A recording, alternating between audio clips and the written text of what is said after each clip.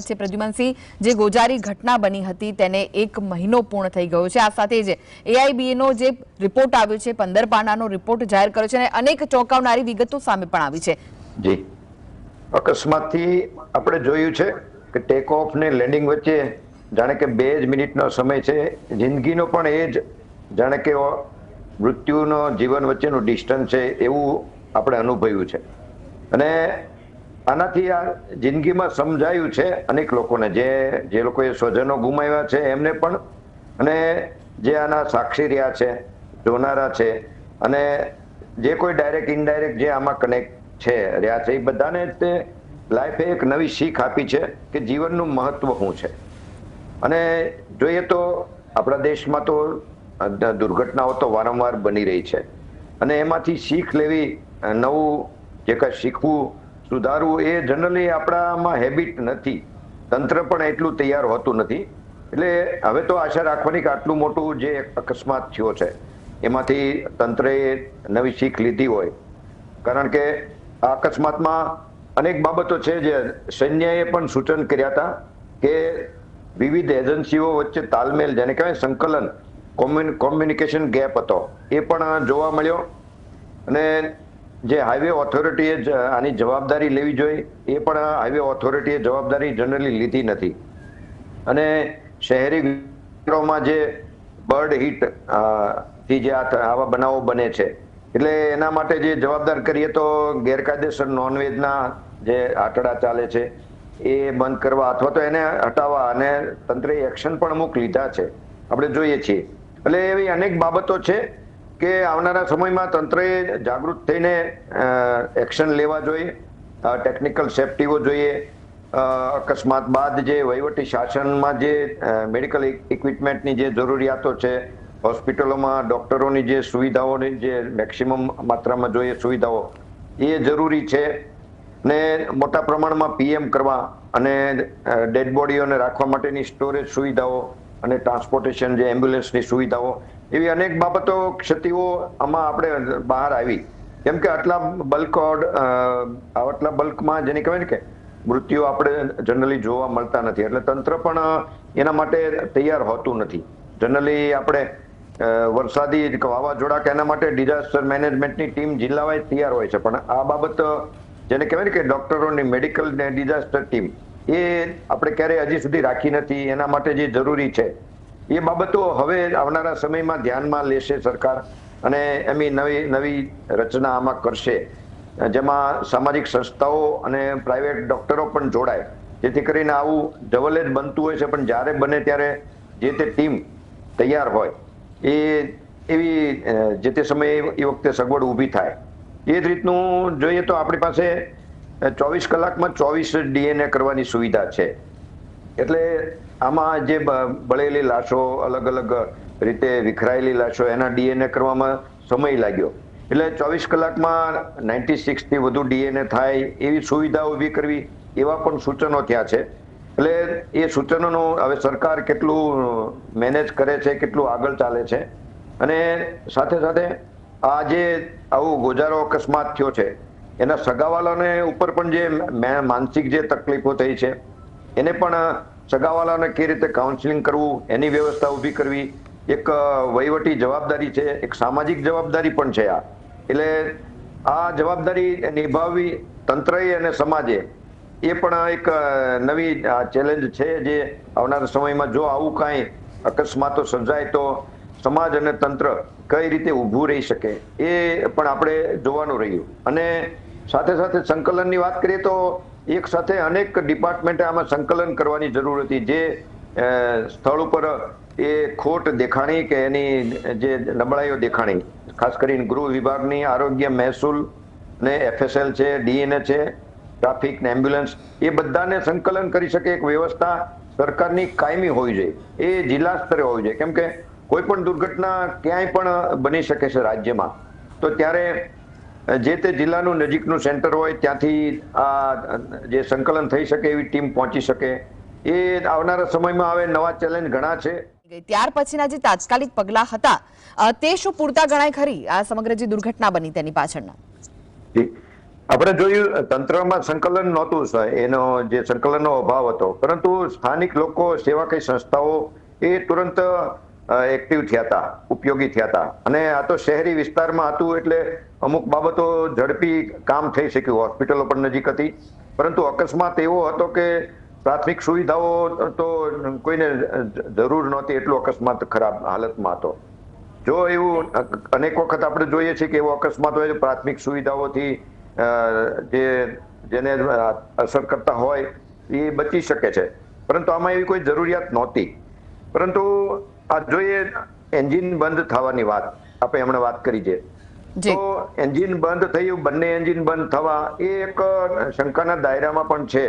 કારણ કે આ એરબસ જે પ્લેન હતું, એરબસ જે કંપની, એના ભૂતકાળના રેકોર્ડ એવરેજ સારા છે, એવા કોઈ મોટા અકસ્માત થયા નથી એકાદ બે અકસ્માતને બાદ કરતા. એટલે પાયલોટને તે આપણે જે છેલ્લે રિપોર્ટ આવ્યો છે એને પોતાને પણ સમજાણું નથી કે એક સાથે બંને એન્જિન બંધ થવા અને ટેકઓફ પછી તરત જ 2 મિનિટમાં આ રીતના અકસ્માત સર્જાવો એ પણ માનવામાં તૈયાર નહોતું. એટલે ક્યાંક જો તપાસના વિષય આગળનો છે કે ક્યાંક માનવ સર્જિત પણ આ કયામાં હોઈ શકે, કારણ કે ટેકનિકલ લોકો પણ હજી એ મૂંઝવણમાં છે કે આનો રસ્તો શું, એમાં આનું રીઝન શું હોઈ શકે. એ તો આવનારા સમયમાં જ એ ખ્યાલ આવશે. પરંતુ એક વાત એ પણ થઈ કે આ અકસ્માતથી જે વળતર ભલે હાઈવે ઓથોરિટી આપે છે, સારું એવું મોટું વળતર મળ્યું, 1 કરોડ રૂપિયા ભોગ બનનાર વ્યક્તિને મળ્યો. ભલે એ કરોડની તો કોઈ કિંમત નથી, જે વ્યક્તિ વહી ગયા છે એની કિંમત તો કોઈ આંકી જ ના શકે. પરંતુ જે ભેદ છે, આપણે અહીંયા વારંવાર અકસ્માતો રાજ્ય સરકારના પાવર હેઠળ થાય છે, તો ત્યાં આપણે જોઈએ છીએ હમણાં પુલ દુર્ઘટનામાં કે અનેક આગળના બીજી દુર્ઘટનાઓમાં 4 લાખ રૂપિયાનું વળતર આપે છે. એટલે જે એક જ માનવના કિંમત, વળતરની કિંમત અલગ અલગ, એ પણ અનેક પ્રશ્નો ઊભા કરે છે કે આર્થિક સદ્ધરતાના બેઝ ઉપર આર્થિક સંપન્નતા હોય એ મુજબ માનવની વળતરની રકમ નક્કી થાય કે દરેકની તકલીફો એક સરખી જ હોય. એટલે સરકારે પણ એ સમજવાનું રહ્યું કે ભલે ગુમાવનાર વ્યક્તિ પરત નથી આવતો, પરંતુ એક ચોક્કસ એવી એની સન્માનીય વળતર આપવું જોઈએ જેથી એનું પોતાનું ભરણ પોષણ એના પરિવારનું થઈ શકે. એ પણ એક વિચારવાનો વિષય છે આ દુર્ઘટના પછી. અને ગુમાવનારા અનેક લોકોએ આપણે જોયું છે આ અકસ્માત પછી પોતાના લાઈફના ઉદ્દેશો બદલાવી નાખ્યા છે. આમાં અનેક સ્વજનોએ પોતે હવે ટ્રસ્ટ, સેવાકીય સંસ્થાઓ બનાવી છે, ટ્રસ્ટો બનાવ્યા છે. ક્યાંક ગરીબોનું હેલ્પ કરવાના મિશન પણ પોતે ચાલુ કર્યા છે, એવું આપણે સાંભળવા મળ્યું છે. એટલે અનેકની લાઈફને આખો બદલાવ લાવવામાં નિમિત્ત આ અકસ્માત ચોક્કસ થયો છે. તો સિસ્ટમને અપડેટ કરવાની જરૂર છે એવું નથી લાગી રહ્યું?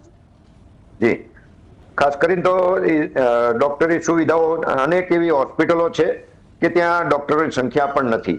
અને અત્યારે જોઈએ છીએ આપણે પાણીમાં જે ડૂબી ગયા છે એમની લાશો હજી આપણે પૂરેપૂરી બહાર નથી કાઢી શક્યા. એટલે એમાં જે જરૂરી સાધનો છે એ સાધનોથી પણ ક્યાંક ને ક્યાંક શાસન, આપણું તંત્ર સક્ષમ નથી. જરૂરી જે સાધનો હોવા જોઈએ, માત્ર મોટી મોટી વાતો વધારે દેખાય છે અને સીધી પ્રજાને ઇફેક્ટ કરે, જેને કહેવાય પબ્લિસિટી, એ જ પ્રકારના કાર્યો વધારે છે. અને ઇમરજન્સી જે જરૂરિયાતો હોય, જે જવલ્લે જ જરૂર હોય, આપણે બરોડામાં તે ગયા વર્ષે જે પાણી ભરાણું આપણે જોયું ત્યારે હોડીઓ હતી તંત્ર પાસે, પરંતુ એ હોડી ચાલુ હાલતમાં નહોતી, કારણ કે એની જરૂર વર્ષે 2 વર્ષે ક્યારેક પડે. એટલે જ્યારે જરૂર પડે ત્યારે જ એ હોડીઓ કામ ના આવી. એટલે એ પ્રકારનું જે તંત્ર 24 કલાક એલર્ટમાં રહેવું જોઈએ, એ પ્રકારની એક સિસ્ટમ હોવી જોઈએ, એ નથી. એ જ રીતના હાઈવે ઓથોરિટીમાં પણ આપણે જોઈએ છીએ બધું લખ્યું હોય છે, નિયમો હોય છે. અકસ્માત થાય તો તરત એમ્બ્યુલન્સ પણ આવી જાય કે એના માટેની ક્રેન આવી જાય, આ બધું જ છે. પરંતુ એ માત્ર એક કાગળોના નિયમો ઉપર છે. એનો જલ્દી ઉપયોગ કે પછી જે જરૂરિયાત હોય ભોગ બનનારને, એનો જલ્દીથી એને સપોર્ટ મળતો નથી, એવું આપણે નિરંતર જોયું છે. અને માત્ર એના ટોલ નાકાના જે ઉઘરાણા હોય કે ટેક્સ હોય, એના માટે તંત્ર વધારે જાણે કે એલર્ટ હોય. એની પોતાની સેવા સુવિધા પૂરી પાડવાની હોય, એની ફરજ છે પ્રજા પ્રત્યેની.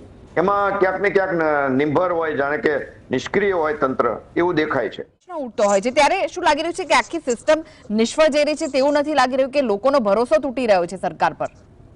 જી, બચાવ કામગીરીમાં તો જનરલી પ્રજાજનો જે નાગરિકમાંથી જ તે વધારે ઉપયોગી થયા છે. સોશિયલ સંસ્થાઓ કે ત્યાં હાજર જે હોય ઇમરજન્સી એ, બાકી સરકારની પાસે એટલા સાધનો જ નથી કે તુરંતમાં બચાવ કરી શકે. સરકાર આપણે જોઈએ છીએ પછી નેક્સ્ટ ડે એલર્ટ થાય છે, પછી આખા રાજ્યમાં જ એલર્ટ થઈ જાય છે. સમજો આ પુલનો અકસ્માત થયો તો ત્યાર પછી આખા રાજ્યના જે કઈ 900 કે સમથિંગ પુલોને એમને તરત ચેક કર્યું ને હવે જે કઈ એક્શન છે એ લેશે. બાકી ત્યાં તુરંતમાં તો જે તે નાગરિકો કે જે સંસ્થાઓ એ જ સૌથી વધારે પહેલા કામમાં આવે છે. એટલે આપણે જોઈએ છીએ જે રીતે આપણે ટેકનોલોજીમાં આટલા આગળ જઈએ છીએ, જે આપણે ટ્રાવેલિંગ એટલું ફાસ્ટ કરવું છે, અનેક આપણે એડવાન્સ આપણી પાસે સાધનો છે, એની સામે હવે આપણે સેફટીમાં પણ અનેક રિસ્ક ઊભા થયા છે, જોખમો ઊભા થયા છે. એટલે સેફટી બાબત પણ એલર્ટ થવાનું છે અને અકસ્માત થાય ત્યાર પછી તુરંત એને કઈ રીતે પહોંચી વળવું. સૌથી પહેલા તો અકસ્માતો જેમ બને એમ ઓછા થાય એ જ જોવાનું રહ્યું. એમાં ક્યાં તંત્રનો રોલ ક્યાં હોવો જોઈએ, પ્રજાજનોનો રોલ ક્યાં હોવો જોઈએ, જે તે પ્રવાસ કરનાર વ્યક્તિનો એનો રોલ શું હોવો જોઈએ, દરેકે પોતપોતાનો રોલ નિભાવવો જોઈએ. ત્યારે જ આ પોસિબલ બનશે. કારણ કે અત્યારે જોઈએ છીએ આપણે જળ, જમીન ને આકાશ, ક્યાંય પણ જે આપણે ટ્રાવેલિંગ છે એ એટલું સલામત નથી. રિસ્ક ફેક્ટર બધે જ વધી ગયું છે. એટલે જે કાંઈ જરૂરી જેના પોતાના હિસ્સે આવતી હોય સલામતી બાબતનું, એ સૌથી પહેલા કરવું જોઈએ. અને આપણે જોયું છે આ અકસ્માત થયો પછી આ કંપનીઓ, એરપોર્ટમાં કંપનીઓ, ઓથોરિટીએ પણ અનેક ફ્લાઇટો તાત્કાલિક બંધ પણ કરી છે. નાના એવા કોઈ કમ્પ્લેનને ધ્યાનમાં લઈને એને સર્વિસમાં પણ લીધી છે. એટલે આવનારા સમયમાં હજુ પણ એ કંપનીઓ વધારે એલર્ટ થાય. સલામતીને ફર્સ્ટ શાસકો વચ્ચેનો કદાચ વિષય હોઈ શકે, પરંતુ હજી આપણે એને કેવું વહેલું ગણાશે. ટેકનિકલ વિષય, ટેકનિકલ રિપોર્ટ એક વખત આવી જાય અને ખ્યાલ આવે કે જો બોઈંગમાં જ કે એમાં જ ટેકનિકલ પ્રોબ્લેમ હતો તો જ પછી આગળ એ બાબત વાત કરી શકીએ. પરંતુ આપણે આશા એ રાખીએ કે સત્ય ખરેખર જે હશે હોય એ બહાર આવે. ઘણીવાર સત્ય જ બહાર નથી આવતું, કેમ કે આ એક બિઝનેસનો પણ વિષય છે, મોટી કંપનીઓનો. અને આપણા ભારત દેશમાં હજી જો એડમિનિસ્ટ્રેશન કે નેતૃત્વ કેટલું સલામતી બાબતે એલર્ટ રહેશે પ્રજાજનોની, એ પણ રિપોર્ટ જોયા પછી ખ્યાલ આવશે કે જો સાચું બહાર આવે અને એમાં એક્શન લેવાય તો જ આવનારા સમયમાં કહેવાય કે આ એક ઉચિત નેતૃત્વ છે. મિનિટનો સમય હતો ટેક ઓફ ને લેન્ડિંગમાં, એટલે એવી હાઈટ પણ નહોતી અને પૂરું પેટ્રોલ ભર્યું હતું, જે એક પ્રકારનો પેટ્રોલ બોમ્બ જ થઈ જાય. તેમ છતાં એક વ્યક્તિ બચ્યો છે. એ કુદરતે પોતાની કરામત કદાચ બતાવી એમ પણ કહી શકે કે હું કેટલું કરી શકું, હું કેટલું ના કરી શકું. જે કાંઈ કુદરતની લીલા હોય એ પણ એક વ્યક્તિનો બચાવથી બહાર આવ્યો છે. આપણે કદાચ એક કુદરતને તો ફાઇનલ કહી શકીએ. અને વ્યવસ્થાનો ભાગ જોઈએ તો ટેકનિકલ ચોક્કસ કહી શકીએ કે એરપોર્ટ ઓથોરિટી કે જે કંપની છે એનો જે ટેકનિકલ બાબત હોય એમને ધ્યાન દેવું. એટલે જવાબદાર કોને કહી શકાય, કે એટીસી, એરપોર્ટ ઓથોરિટી કે પછી ડીજીસીએ? કદાચ જો આગળના ટેકનિકલ રિપોર્ટ આવે પછી ખ્યાલ આવે, કદાચ ક્યાંક માનવ સર્જિત બનાવ હોઈ શકે છે. કારણ કે બંને એન્જિન બંધ થવા એ વધારે શંકાસ્પદ છે. અને આપે કીધું એમાં પાયલોટ ગભરાયેલા હતા અંતિમ સમયે, કેમ કે પાયલોટ પોતે જ અનુભવી હતા અને કલાકોનો ઉડાનનો અનુભવ હતો. એટલે આપણે એ પણ શંકા ન કરી શકીએ કે પાયલોટની કોઈ ભૂલ હોઈ શકે. અને અંતિમ સમયે એમનો ગભરાટ તો સહજ વાત છે. કોઈ પણ માનવને પોતાનું મોત જ્યારે દેખાતું હોય ત્યારે ગભરાટ તો થાય જ. એટલે એ શંકાના દાયરામાં આપણે ના કહી શકીએ કે એના હાથમાં કંટ્રોલમાં હોય ત્યાં સુધીને એને આખરી પ્રયાસ કરી લીધો હોય. પરંતુ એવો મોટો એને ટાઈમ જ નથી મળ્યો જે ટેક ઓફ ને લેન્ડિંગ વચ્ચેનો. એની હાઈટ જ એવી નહોતી પ્લેનની કે કાંઈ એવું નવું કરી શકે. હાજી.